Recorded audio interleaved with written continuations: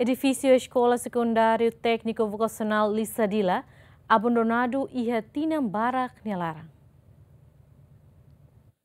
Idanema realidade e condição edifício escola secundário técnico vocacional neve localiza e suco Lissadila, posto administrativo Loes, município Liquissá. Edifício idane constrói e mandato governação danem no dahito o orçamento estado. Mas quase tinan sanol ona edifício escola nela utiliza ka abandonado la ia magnoring no maclotaxira no la ia processo aprendizagem no nessa fale animal nia luhang. Secretário de Estado de Ensino Secundário Geral no Ensino Técnico Vocacional, Domingos Lemos Lopes Ateteng, Ministério da Educação coordena o presidente da autoridade município Liquissá, o insa atuzer edifício ne, mas vetina ida ona se dá que a resposta ao presidente da autoridade ne.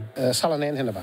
Eu tinha conta que a visita tinha na Fatina, agora na condições de ruma, capaz edifício capaz. Também da lema que ita coordena o presidente da autoridade municipal para se zere hanusa para ter tabela utiliza ele, né? Também cabe a responsabilidade do presidente da autoridade municipal minha área, nebe eu tinha conta como sami, eu tinha conta que eras a mim correndo hosira.